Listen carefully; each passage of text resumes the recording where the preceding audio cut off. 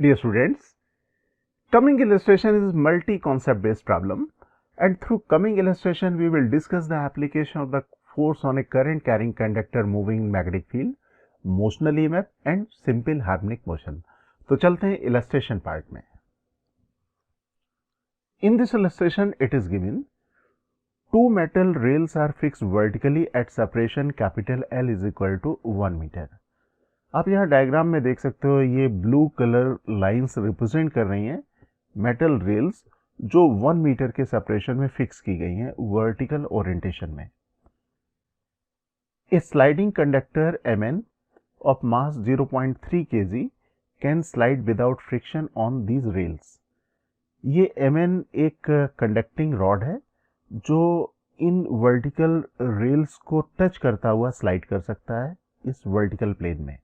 A capacitor having capacitance C equal to 500 microfarad is attached to the rails as shown in the figure. आप यहाँ पे देख सकते हो ये एक कैपेसिटर है, इनिशियली अनचार्ज कैपेसिटर जिसकी कैपेसिटी कैपिटल C की वैल्यू हम लोग को गिवन है 500 माइक्रोफैरेड. ये हमने रेल्स के अक्रॉस कनेक्ट किया हुआ है. The rod Mn is attached to the ceiling by a spring that has the force constant K is equal to 200 newton metre. अब इस कंडक्टिंग रॉड को अगर हम लोग ऑब्जर्व करें तो इस कंडक्टिंग रॉड के साथ अटैच है एक स्प्रिंग, आइडियल स्प्रिंग जिसका फोर्स कांस्टेंट हम लोग को मालूम है 200 newton metre and other end of the spring is attach with the ceiling. आप देख सकते हो सीलिंग के साथ ये कनेक्टेड है. The entire system is place in a uniform horizontal magnetic field B is equal to 20 tesla. आप यहाँ डायग्राम फॉलो कर सकते हो. ये क्रॉस रिप्रेजेंट कर रहे हैं मैग्नेटिक फील्ड वेक्टर को. Cross magnetic field vector means magnetic field vector आपसे दूर जा रहे हैं away from you and perpendicular to the plane of the screen. Neglect resistance and inductance of the circuit. हमें सर्किट जो भी कंप्लीट होगा, सर्किट कंडक्टिंग रॉड के साथ कैपेसिटर का क्लोज सर्किट कंप्लीट होगा तो हमें इस सर्किट का रेजिस्टेंस भी निग्लेक्ट करना है और इंडक्टेंस भी निग्लेक्ट करना है. It is further given the rod Mn is released at t equal to 0. t equal to 0 में हमने रिलीज किया from the position where spring is relaxed. Spring में कोई भी डिफॉर्मेशन नहीं था उस समय. Taking initial position of the rod as origin and downward direction as positive y. जो इनिशियल पोजीशन है जहां पे स्प्रिंग रिलैक्स थी उस पोजीशन को हम लोग t equal to 0 पोजीशन ले रहे हैं और वहां पे हम लोग y equal to 0 लिख सकते हैं. ओरिजिन हम लोग उसको एज्यूम कर सकते हैं और डाउनवर्ड डायरेक्शन को positive y direction. Assume the rod Mn always remain horizontal. During motion या ऑसिलेशन जब भी करेगी ये रॉड हमेशा हॉरिजॉन्टल ओरिएंटेशन में रहती है. In first part of the question we need to find displacement of the rod as a function of time and in the second part of the question we need to find angular frequency in radian per second of the rod. हमें यहाँ पे दो situation investigate करनी है. पहला displacement of the rod as a function of time और दूसरा जिस एंगुलर फ्रीक्वेंसी से हमारी रॉड ऑसिलेट करेगी. ओके, तो डायग्राम में कॉपी कर लेता हूँ. ये मेरा हो गया diagram. This is the situation. जैसे क्वेश्चन में कहा गया कि t equal to 0 at t equal to 0 y is equal to 0. हमें इस सिचुएशन को ओरिजिन कंसीडर करना है और उस समय ये जो स्प्रिंग कनेक्टेड है इसमें कोई भी डिफॉर्मेशन हमें कंसीडर नहीं करना. So at t equal to 0, this is the y equal to 0 position. Okay? अब सपोज हम लोग एक कंडीशन कंसीडर करते हैं जब ये अपनी रिलैक्स पोजीशन से नीचे आती है y. तो suppose the position of the rod at any time t. ये हमारे पास पोजीशन हो गई एट एनी टाइम t और सपोज डिस्प्लेसमेंट यहाँ पे हो गया डाउनवर्ड डायरेक्शन में y. ओके, y हमारा हो गया displacement. Let us assume velocity of the rod at this time is v. तो इस टाइम में हम लोग velocity इसकी v assume कर लें डाउनवर्ड डायरेक्शन में. Now we can say this conducting rod Mn is moving in magnetic field region. ये magnetic field region में v velocity से मूव कर रही है. तो अगर कोई भी conducting rod magnetic field region में मूव करती है तो वहां पे मोशनल ईएमएफ हो सकता है. और अगर हम लोग इस सिचुएशन को ऑब्जर्व करें तो length of the rod is perpendicular to the velocity and length both are perpendicular to the magnetic field. इसका मतलब यहाँ पे मोशनल ईएमएफ डेवलप होगा और मोशनल ईएमएफ का जो मैग्नीट्यूड है वो हम लोग बहुत सिंपलेस्ट जो फॉर्मूला है उससे कैलकुलेट कर पाएंगे, और सिंपलेस्ट फॉर्मूला है BLV। तो यहाँ पे हमारे पास मोशनल ईएमएफ डेवलप हो जाएगा, और ये मोशनल ईएमएफ में अगर हम लोग मालूम करना चाहें कि which end will be at higher potential, we can use right palm rule. Right palm rule में we stretch the finger of the right hand in the direction of the magnetic field and thumb in the direction of the velocity. तो अगर हम लोग इस तरह से करें तो पाम डायरेक्शन आएगी n की तरफ, that means n will be positive और m विल बी नेगेटिव। ये पॉजिटिव हो जाएगा और ये नेगेटिव हो जाएगा। ओके, अब यहाँ पे देख सकते हो ये पोलराइजेशन ऑफ द चार्ज हो गया। मोशनल ईएमएफ में पोलराइजेशन ऑफ द चार्ज है, तो यहाँ पे इंड्यूस ईएमएफ आ जाएगा, और इंड्यूस ईएमएफ कितना होगा हम लोग डिस्कस कर चुके हैं, ये हम लोग लिख लेते हैं। This E is equal to BLV। Now we can make the equivalent circuit. Equivalent circuit में क्या होगा, in place of the rod we can substitute the rod with the battery. एक बैटरी से हम लोग इसको सब्स्टिट्यूट कर लें, मोशनल ईएमएफ के बराबर ईएमएफ की बैटरी, और this battery will be connected across the capacitor. तो ये हमारे पास हो जाएगा equivalent circuit diagram. Positive terminal of the battery will be toward N और नेगेटिव टर्मिनल होगा M की साइड, और ये मैंने लगा दिया यहाँ पे कैपेसिटर। और कैपेसिटर के अक्रॉस पोटेंशियल डिफरेंस होने का मतलब क्या हुआ, कैपेसिटर चार्ज होना शुरू होगा। Suppose charge in the capacitor at any time, this time is Q and this right plate of the capacitor will be positive and left plate will be negative. तो हम लोग यहाँ पे कह सकते हैं कि ये जो हमारे पास सर्किट है, इस सर्किट में क्लॉकवाइज सेंस में करंट फ्लो होना शुरू हो जाएगी। क्लॉकवाइज सेंस में करंट फ्लो होने का मतलब क्या हुआ, current will flow from M to N, M से N की तरफ यहाँ पे करंट फ्लो होगी। सपोज हम लोग इस करंट को ले लेते हैं I, ओके, तो ये इसमें करंट इसमें फ्लो होगी, और हम लोग यहाँ पे चार्ज कैलकुलेट कर लें, क्योंकि करंट अगर हमें कैलकुलेट करना है, current we know current is equal to rate of flow of the charge, और अगर हमें करंट मालूम करना है we need to find the charge in the capacitor. So here we can write charge in the capacitor is equal to capacitance multiplied by potential difference across the capacitor. तो C multiplied by E will be the charge. Okay, ये हमारे पास हो जाएगा charge in the capacitor, and we know E is equal to BLV। तो यहाँ पे BLV अगर हम लोग सब्स्टिट्यूट कर देंगे तो this will be the charge in the capacitor. Now current in the rod, जैसा हम लोगों ने डिस्कस किया कि जो करंट यहाँ रॉड में फ्लो होगी वो फ्लो होगी, क्योंकि लूप में फ्लो हो रही है क्लॉकवाइज सेंस में, तो यहाँ पे फ्लो होगी M से N की तरफ। ओके, और इस करंट की जो वैल्यू होगी वो हो जाएगी dq by dt। dq by dt में हम लोग इस एक्सप्रेशन को डिफ्रेंशिएट कर देंगे। In this expression C is a constant term, B is a constant term, L is a constant term, V is variable because velocity of the rod will change in function of time। तो यहाँ पे हम लोग लिख देंगे this is CBL multiplied by dV by dt। ये आ जाएगी current through the rod. Okay, अब करंट रॉड में फ्लो हो रही है, अगर किसी कंडक्टर में करंट फ्लो हो रही है और वो कंडक्टर मैग्नेटिक फील्ड में रखा हो, तो वो फोर्स एक्सपीरियंस करेगा। किस नेचर का फोर्स एक्सपीरियंस करेगा, एम्पियर फोर्स। ओके, तो हम लोग यहाँ पे कह सकते हैं कि जो हमारा कंडक्टर है जिसमें करंट M से N फ्लो हो रही है, ये मैग्नेटिक फील्ड में रखा हुआ, और magnetic field is perpendicular to the length of the rod, या करंट एलिमेंट के परपेंडिकुलर डायरेक्शन में मैग्नेटिक फील्ड है। तो इसमें फोर्स की डायरेक्शन अगर हम लोग देखना चाहें, again we can use right hand rule. Okay, right hand rule अगर हम लोग यहाँ पे अप्लाई करें तो करंट की डायरेक्शन में हम लोग रखेंगे राइट हैंड का thumb, fingers in the direction of the magnetic field, then palm direction give the direction force on the current carrying conductor। तो हम लोग यहाँ पे कह सकते हैं कि जो current carrying conductor है that is Mn, it will experience force in the vertical upward direction। तो यहाँ पे हम लोग इसका फ्री बॉडी डायग्राम ड्रॉ कर दें। तो सपोज मैं फ्री बॉडी डायग्राम यहाँ पे ड्रॉ करता हूँ। फ्री बॉडी डायग्राम में मैग्नेटिक फोर्स के अलावा दो फोर्सेज और होंगे। One is the weight mg will act in the downward direction, and at this situation we know there is a stretch in the spring, deformation of the spring आ चुका है, stretch आ गया, that means spring force will act in the upward direction। तो ky will be the spring force जो upward direction में act करेगा, magnetic force will also act in the upward direction, और mg will act in the downward direction। अब लगे हाथ magnetic force की magnitude के बारे में भी बात कर लें, बिकॉज करंट और लेंथ जिसमें हमारे पास करंट फ्लो हो रही है वो मैग्नेटिक फील्ड के परपेंडिकुलर है। तो सिंपलेस्ट फॉर्मूला यहाँ पे भी आ जाएगा ILB। तो हम लोग यहाँ पे फ्री बॉडी डायग्राम ड्रॉ कर लें, mg this is the spring force, और ये हो जाएगा मैग्नेटिक फोर्स, और मैग्नेटिक फोर्स को लिख देंगे ILB। ओके, तो फ्री बॉडी डायग्राम हम लोगों ने यहाँ तक ड्रॉ कर लिया, लेकिन हमें यहाँ पे displacement in function of time लिखना था, तो अब हमें लिखनी पड़ेगी equation of motion. So let us write equation of motion for this situation. Okay, you know net force is in the vertical downward direction, तो नेट फोर्स यहाँ पे कितना हो जाएगा, mg, it is downward direction, mg minus fm minus ky, this is the net force in the downward direction.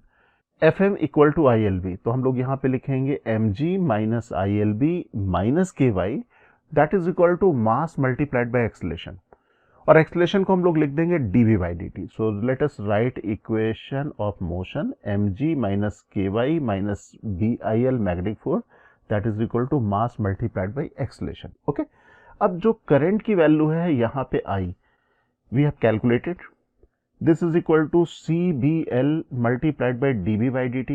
So we can substitute the value of I in this equation. यहाँ पे मैं substitute कर देता हूँ और इसको rearrange कर लेते हैं। B और L से multiply होने के बाद ये वाला जो relation आ जाएगा CB square L square dB by dt. Okay, ये relation आ जाएगा, तो इसको मैं लिख लेता हूँ। ओके, और इसको इनफैक्ट मैंने rearrange कर लिया, C dV by dt के साथ लिख लिया, तो ये इक्वेशन आ गई। इस इक्वेशन को मैंने यहाँ पे रीअरेंज किया हुआ, तो आ गई equation m plus C B square L square dB by dt equal to mg minus ky। ये हमारा हो जाएगा लेफ्ट हैंड साइड में, यहाँ तो मैंने रीअरेंज करके यहाँ पे लिख लिया राइट हैंड साइड में, और इसको बना दिया मैंने इक्वेशन नंबर 1। ये इक्वेशन गवर्न करेगी acceleration and deformation of the spring, या हम लोग कहेंगे acceleration of the rod and displacement of the rod. ये y है displacement of the rod with respect to relax position of the spring. Okay, suppose deformation of the spring at the time of relax position, जिस समय spring relax थी, equilibrium में थी, उस समय suppose deformation spring का था y0, तो इक्विलिब्रियम के केस में acceleration will be 0, dv by dt will be equal to 0। तो अगर मैं यहाँ पे dv बाई dt की वैल्यू 0 रख देता हूँ यहाँ पे, तो ये mg minus ky should be equal to 0, और y is the deformation of the spring at equilibrium. तो यहाँ से हमें मालूम हो जाएगा equilibrium deformation of the spring, ये आ जाएगा हमारे पास y0 equal to mg divided by k। ये आ गया deformation of the spring at the time when equilibrium, जिस समय रॉड में कोई भी एक्सेलरेशन नहीं है, इक्विलिब्रियम में है रॉड, उस समय का हमारे पास स्प्रिंग का डिफॉर्मेशन आ गया। ओके, अब हम लोग इस डिफॉर्मेशन को, डिफॉर्मेशन एट द इक्विलिब्रियम जो मैंने y0 लिखा है, इसको y से रिलेट कर सकते हैं। हम लोग यहाँ पे एज्यूम कर लें y dash is the displacement of the rod from the equilibrium position. Suppose equilibrium position of the rod से डिफॉर्मेशन हम लोग डिफाइन कर रहे हैं y डैश, तो y डैश को हम लोग यहाँ पे रिलेट कर सकते हैं y के साथ। We can write y dash plus y0 equal to y, यहाँ पे मैं अलग से लिख लेता हूँ। तो y dash is the displacement of the rod at the time equilibrium position, और इक्विलिब्रियम डिफॉर्मेशन हमने y0 लिखा हुआ है। y is the total deformation of the spring from the relax position, तो y should be equal to y0 plus y dash हो जाएगा। इस equation को मैं यहाँ पे लिख लेता हूँ, this is the equation. Okay, अब अगर मैं यहाँ पे इस इक्वेशन को टाइम के रिस्पेक्ट में डिफ्रेंशिएट कर दूँ, तो मेरे पास आ जाएगी velocity. So here we can write dy by dt is equal to dy0 by dt plus dy dash by dt. dy0 by dt is equal to 0, ये 0 हो जाएगा क्योंकि y0 एक फिक्स क्वांटिटी है, वो है इक्विलिब्रियम कंडीशन में, जिस समय सिस्टम इक्विलिब्रियम में उस समय डिफॉर्मेशन ऑफ द स्प्रिंग, ये फिक्स क्वांटिटी है, तो इसका डिफरेंशिएशन करेंगे y0 का, तो 0 आ जाएगा। तो आ जाएगा dy by dt equal to dy dash by dt, ये आ गया। अगर मैं इसका फर्दर डिफरेंशिएट कर दूं तो एक्सेलरेशन मिल जाएगा, that means double derivative of y with respect to t is equal to double derivative of y dash with respect to t, ये डबल डेरिवेटिव आ गया, and this is equal to acceleration, और acceleration को मैं लिख सकता हूं dv by dt, ये आ गया एक्सेलरेशन की value. Acceleration dv by dt को मैंने यहाँ पे रिलेट कर दिया, यहाँ पे y डैश के टर्म में भी और y के टर्म में भी। ओके, अब हमारे पास जो इक्वेशन थी, ये इक्वेशन नंबर फर्स्ट थी m plus C B square L square dv by dt is equal to mg minus ky। अब जो y वाला जो टर्म है, y इज इक्वल टू हम लोगों ने लिखा हुआ है y naught plus Y dash. So let us substitute the value of y that is equal to y dash plus Y naught. मैं यहाँ पे वैल्यू सब्स्टिट्यूट कर देता हूँ. अगर इस ब्रैकेट को अगर आप ओपन करोगे तो ये आ जाएगा, यहाँ पे मैं लिख लेता हूँ, this will be M G minus K Y not and this is minus K multiplied by Y dash. अब एम जी और माइनस के वाई नॉट ये कैंसिल हो जाएंगे क्योंकि इक्विलिब्रियम कंडीशन को ये सेटिस्फाई करने वाली इक्वेशन है. तो मेरे पास जो फाइनल इक्वेशन आएगी वो कुछ इस तरह से आ जाएगी, that is M plus C B square L square double derivative of Y dash with respect to T. यहाँ पे मैंने लिख लिया D V by D T, जो था ये था double derivative of Y dash with respect to T. तो मैंने ये इक्वेशन लिख दी. ओके, अब इस इक्वेशन को मैं अलग लिख लेता हूँ.